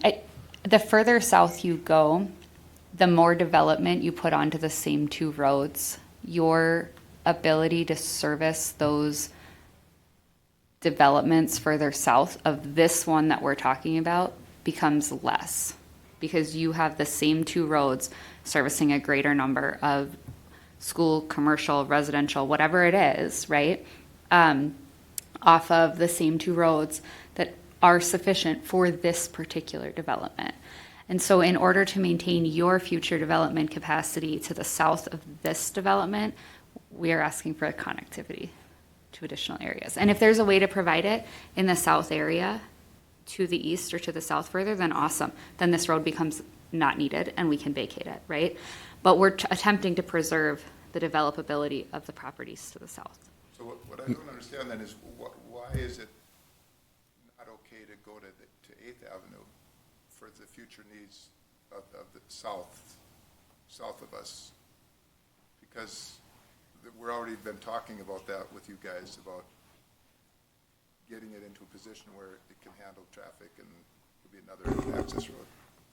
So we have the map pulled up that shows the kind of the diagonal distance that we've gone through. So you can see this entire development, including the lot to the right side of what would no longer be called Lifford Court. We're calling that, is in that circle.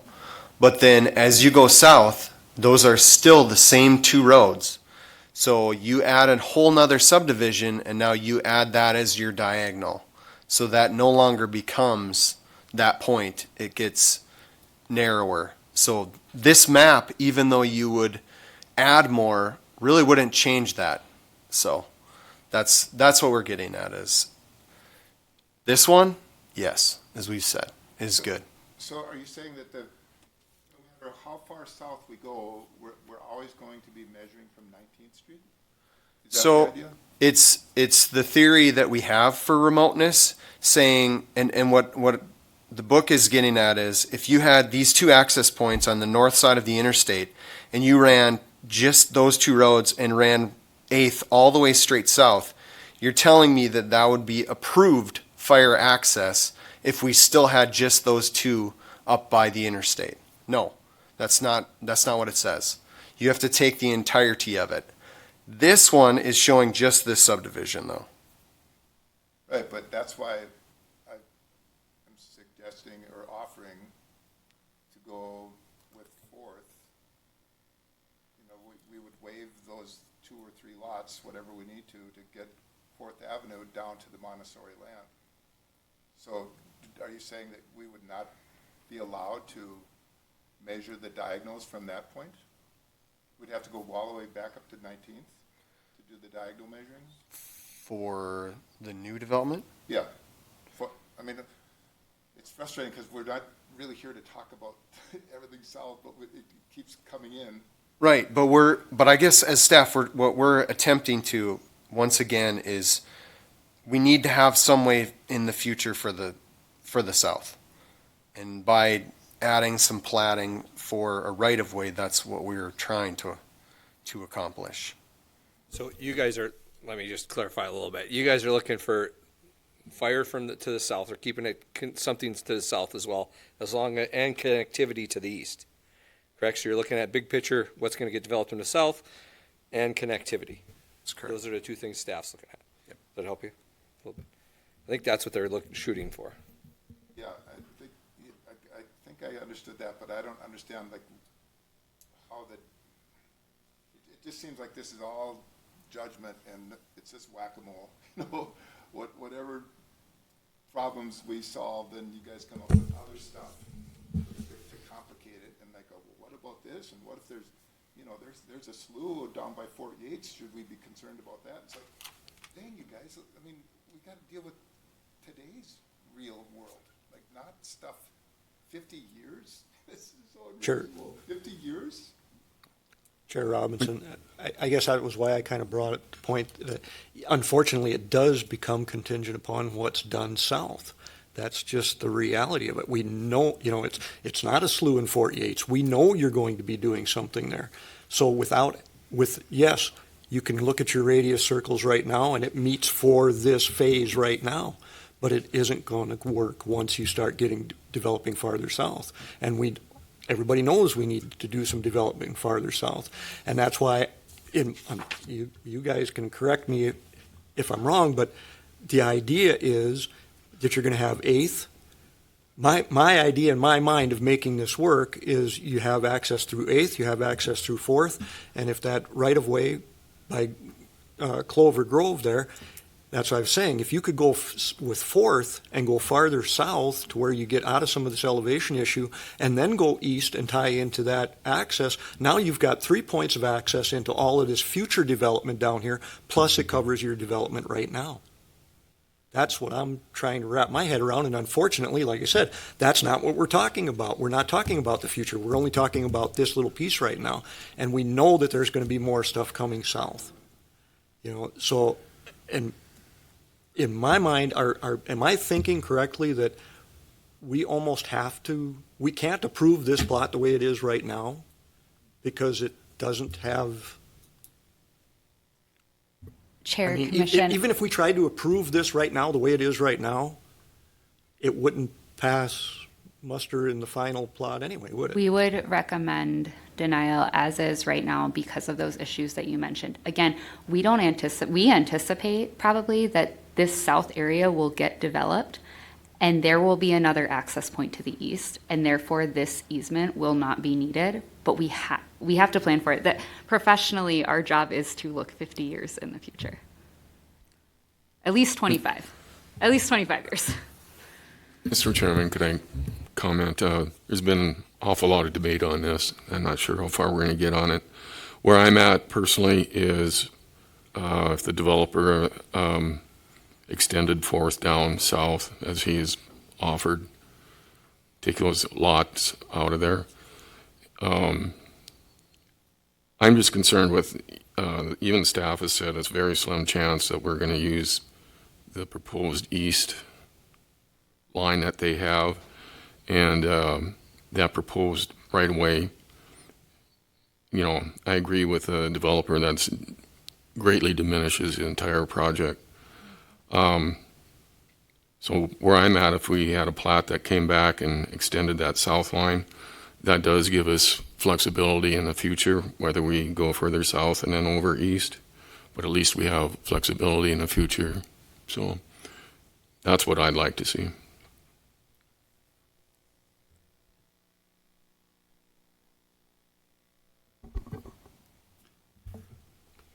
Because it does seem like a real possibility. The actual physical access will occur farther south. Excuse me, Mr. Chair, Commissioners, if I may. The Fourth Avenue proposed concept would almost be virtually the same amount of development. I don't think it would allow for the proposal of the Montessori further south that we've been told is going to happen at some point. I don't see how Fourth Avenue eliminates the need for the secondary road. I think what he's getting at is eventually when that plan comes through, the connectivity to the east will occur in that space. Right. They're kicking the can to the next development. We'd move the connectivity east road further south. To your point, a lot of this stuff is, and Mike and his team has been very good, but a lot of it has been verbal and the ball's been changed or moved a little bit. Another example, we haven't had a chance to review that. So I just wanted to point out that I don't know if that's a concrete solution tonight without seeing it on paper. In my 2 cents, I get what the city's trying to do, but I have a real problem that we might use if we have this easement for this potential road that could happen 30 years from now. You're tying up land for 30 years. That's not right to the property owners either, I don't think. I mean, if there was something they were going to put in right away, yes, but for the potential there could be a road in 20 years, I don't like that option.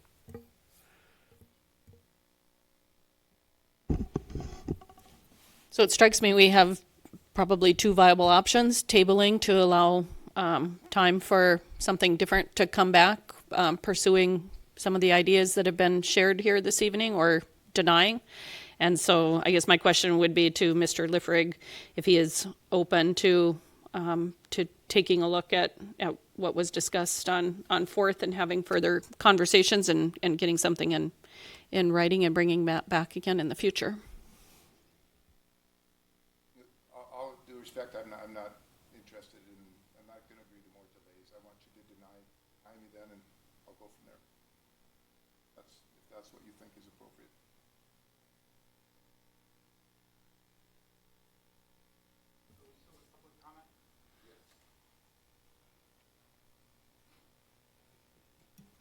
I wasn't sure, so.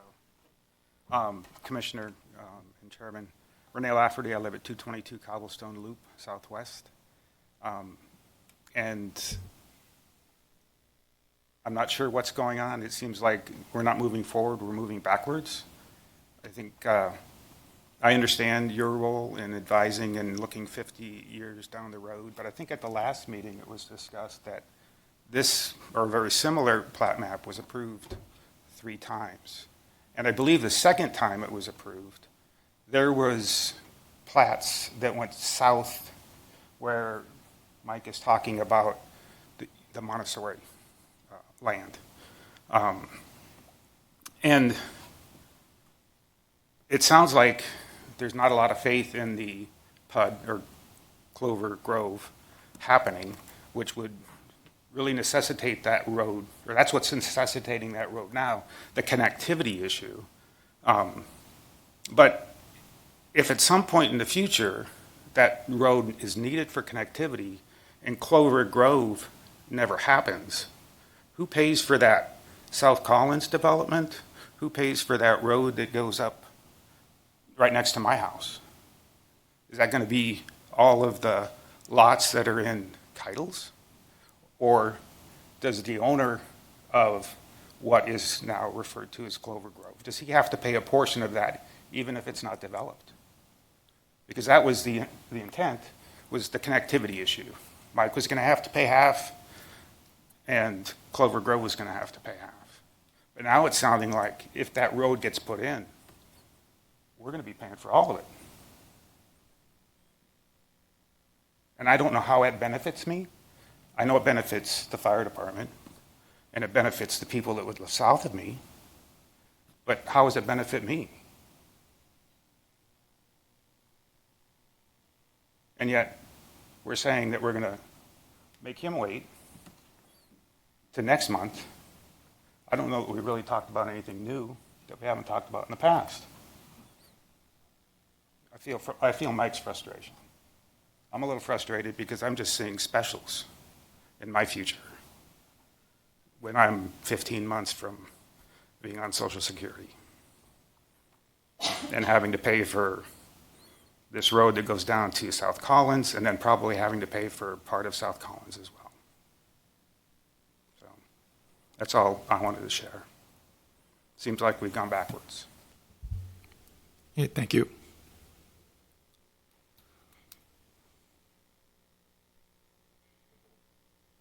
Good evening, Chair Robinson and Commissioners. Thank you. My name is Tricia Schlosser. I'm the broker owner of Century 21 Morrison, and Mike is our client, obviously. And first of all, I just want to start by saying that the city staff has been great. Chief Bitts, thank you for all of this. I wasn't here at the last meeting. I've been watching this from afar. So I do understand that. I do feel like, and I would concur with this gentleman back here, that it feels like we're going backwards a little bit. And I think that today was supposed to be about fire. And I understand connectivity, but the ball keeps moving. So I really, Mike has been trying to find a way to make this work. He wants this to work, clearly, and I think the city of Mandan wants this to work. So him trying to find that compromise with 4th going south, trying to find that way, if South Collins, if there's a way that we can come further south, I don't know that answer. I know that that grade is there, whether you're going up into that lot, and I don't know if you've ever driven that road with the 15% or the 12% grade.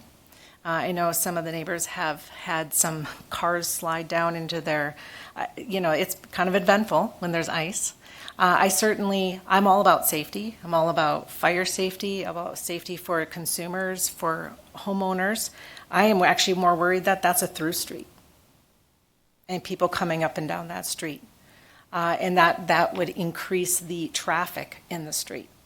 And it already is steep, like many Mandan streets. Speaking from experience as a broker of 16 years, just talking about buyer and seller behavior, even if there's no road there, if there is just an easement right now, that will still impact the value of those lots. It will still impact whether a homeowner is going to say, I'm going to stay here or not. And when they move, it's going to impact their value of their home. Now, I can't give you a crystal ball and say it's going to be a 10% impact or a 15, 20% impact, but it will impact buyer behavior, and buyers set the market. So just for the homeowners in that section that exist right now, it's going to impact them, and something to consider. So I know that my understanding of this, again, I think the sentiment is there. We want this to move forward. I think today was supposed to be about fire, but it has become about connectivity. And completely understand that, respect that. We need city planning. We need that 50 years down the road. But I think we can find another way with this. Thank you. Thank you.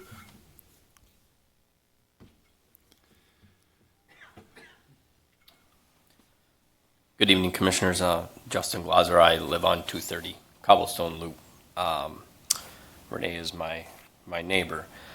So I think, and I've had wonderful communication with Mike. I've never had a developer that actually involves his neighbors in what he's trying to do, right? About his grand vision. Not many developers that do that, right? So I'm a little frustrated because same point that Renee said. This has been approved multiple times, guys and gals. And now we've got different people in city government, and now we say it's about connectivity, okay? That proposed easement, what are we really connecting to? Connecting to Clover Grove, because that's where it goes. That's it. 19th is your east-west thoroughfare, and always will be. taking a couple of lots and making 4th and 8th your through streets to the south. I have no issues with that. And actually, your connectivity to what would be future Collins South, take it behind the cul-de-sac. That's where the value is in this development. It's the cul-de-sac. And we want to just piece out lots that can't use that money to develop the grander plan. In my mind, that's not right. Especially since this has been improved multiple times. This exact plot, right? Clover Grove gets brought into the picture, and now we want to change the game. Connecting to Clover Grover, I'm going to get hit with $10,000 worth of specials after I've already paid $27,000 for a road I'm never going to use. It doesn't make any sense. We got to use a little logic, some common sense here. That right-of-way easement, what are you connecting to? You're not connecting to anything. If you want to get to Clover Grove, drive out on 19th and make a right-hand turn, and you're in. That's my comments. Thank you. Any final comments? With none, I'll close. Return it back to the commission.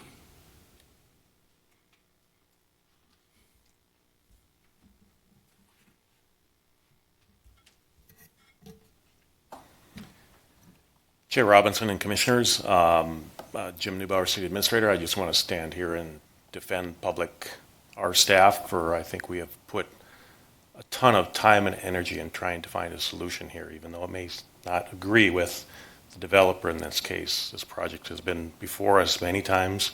We have tried diligently to work out a solution. I think Jarek has done a very good job of trying to find that solution. We presented that to the developers, and I think that we talk about connectivity, and our job is really to not only look for next year, 2 years from now, 5 years from 10 years, and 50 years from now. So that's our job as city staff, is trying to protect the interests of this community, not just a developer at the present time. So again, I want to commend that Jarek and our staff have done a yeoman's job of trying to find solutions here. This project about bringing a school, an event center, and things like that, south of this development, changes kind of the game. And it certainly adds a different aspect that wasn't presented in the times when this plat was presented in the past. So again, just want to say that our folks have done a great job. I think that we're looking out for not only today, but also for the next 50 years for this community. Jim, I want to say your staff did a great job. I wasn't trying to be, I just was asking hard questions, so sorry. But I think they did a great job. They always do a good job. If I may, Chair Robinson, Commissioners, I think the City of Mandan has done a great job, and city staff too, on this project. I agree. Mr. Chairman, if Mr. Liffring would prefer us to deny versus table, you still prefer that? I prefer approval. Yeah, I understand. I mean, I'm not being facetious. I don't understand why don't you approve it? What's the problem? Well, I think that's been debated for over an hour now and a couple hours, as well as with your meetings. For me, as I said before, I would be satisfied if we came back and we had a south road, additional south road. I just feel that opens up so many options for you and for the city once the south and once the plans are decided what's going to happen down there. You mean fourth? Fourth, yeah. And then ultimately, the next plan would have to have connectivity back to the east. That's basically the message we're getting here. So, Chair Robinson, how far does that north-south easement there, how far south does that go from 19th Street? We got a map on that? No, we couldn't see it. I think it goes down to about the south line of this Keitel's Fifth. It goes down to about the south line of this Keitel's Fifth. So if this is, sorry, I can use the map up there. I guess what I was getting at is, I mean, how far, how far south down does it go into, you know, where it's paralleling, you know, Mike's future lots, there are lots to the south there. So this is the boundary of Keidel's fifth, the proposed. But how And far south from there does this it go? is the Because proposed, there's a house there. right. Yep, this is how far the proposed easement goes, or not the proposed, the existing access easement goes. Then it would go back to the north to 19th. And then it would go back to the north to 19th, yep. So that access easement, sorry, this mouse is being weird. That access easement exists. So this is, sorry, I'll zoom out a little. So this is 19th. It comes down to this, I believe it's a half section line, to the end of this. But Clover Grove's property ends here. Okay, and Mike, does your property there to the south, does that go straight south? Yes. From where that easement, that access road is? So if you had, I guess what I'm getting at is if you had to jog that road to get around that house that's there south, you still could put a road farther south, you know, where you can come off of, you know, I keep coming back to coming off of 4th Street because in my mind, unless I'm just way off base here, it's going to any further development farther south than where we're talking about right now is going to need more than 2 points of access, no matter what happens. If you plan on developing that farther south, you're going to have more than 8th and 4th Street no matter what. Somehow there's going to have to be another access to that property. Am I correct in what I'm thinking here? Correct. So if there's a retreat center, that I have to have 2 points of access for that? You're going to need more than 2 points because you're too far away from 19th Street. The farther you get away from 19th Street, the more roads of access you need to that development. That's why I keep coming back to that road between you and Clover Grove. If a guy can make that a road that extends farther south into your new development, then you can connect 4th to that one. Now you've made everybody happy because now you've got actually 3 points of access into that development instead of the 2 that you have right now. Or am I way off base here?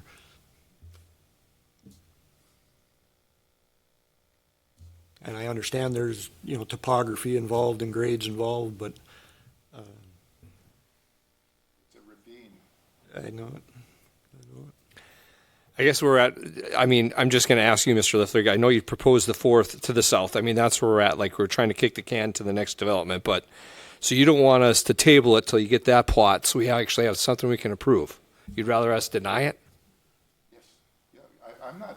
So you want, I'm not the owner of the land you're talking about. 60 acres? Yeah. That's not mine. Okay. It belongs to the nonprofit corporation. Okay.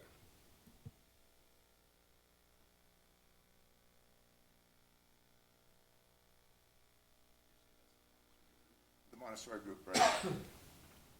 And I'm one of the board members, but it's not mine. Rachel?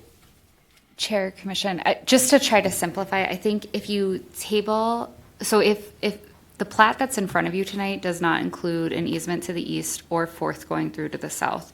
So currently in the plat that's in front of you tonight, there would be the opportunity for 8th to go to the south at a future point, and there would be the opportunity for 6th to go to the south, but there is no connection from 6th on to 19th. So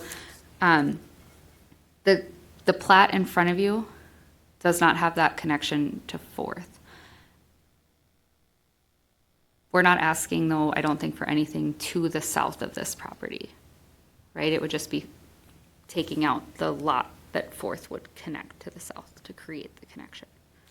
So do you want me to go over kind of like the 3 options? It's either to approve the plat that's in front of you with no 4th, approve it contingent on him coming back with an updated plat prior to city commission for preliminary plat or prior to final plat, to deny as presented, or to table so we can come back with an updated plat. Yeah, I think for Mike, the challenge here is we don't have Abe in on the discussion. He has to do all the work between now and the city commission meeting.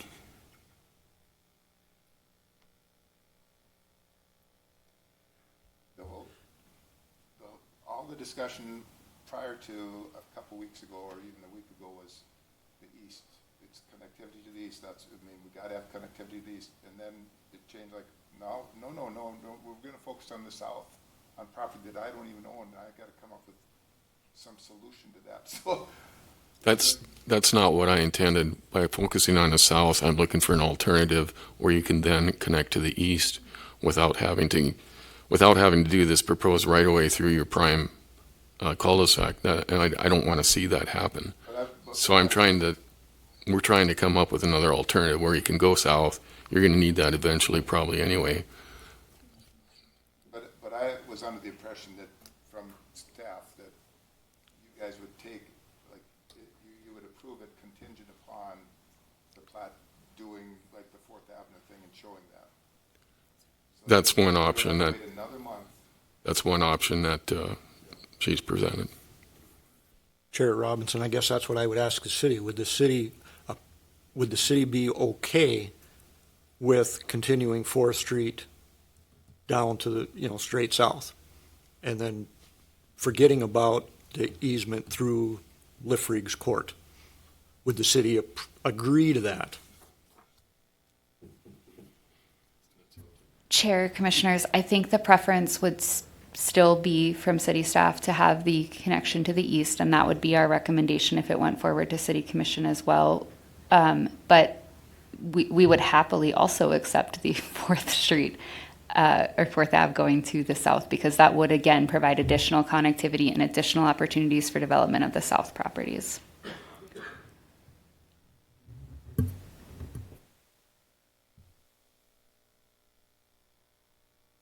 Mr. Chairman, I'm going to try to make a motion here. I would move to approve the plat contingent upon it coming back and being amended to allow for access south by 4th.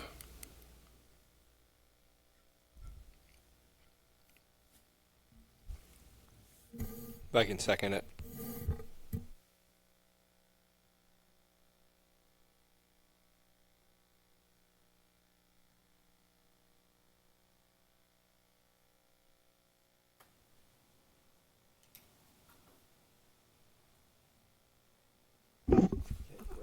Wrong. Motion by Commissioner Smith, second by Commissioner McLean. Motion is to recommend approval of the plat in amended form to provide access to the south. Should probably add 4th to that. Oh, provide access to the south off of 4th. Okay, I'll repeat that for all. Recommendation to approve the plat in amended form to provide access to the south off of 4th Avenue.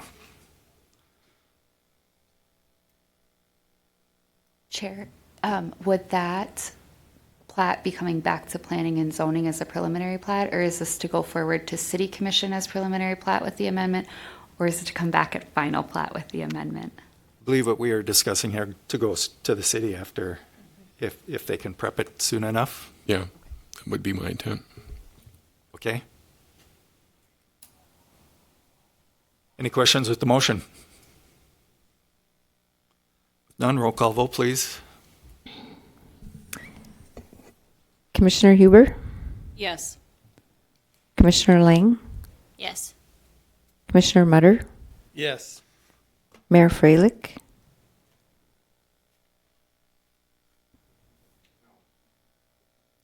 Commissioner McLean? Yes.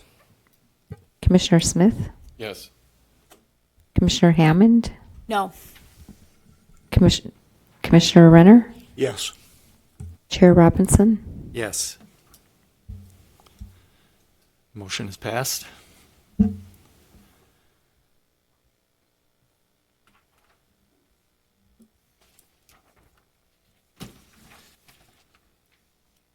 Anything else? You guys deserve a pay raise. I'll say. I'll entertain a motion to adjourn. So moved. Do we have a second? We have a motion second to adjourn. All in favor, signify by saying aye. Aye. Opposed, same sign. We are adjourned.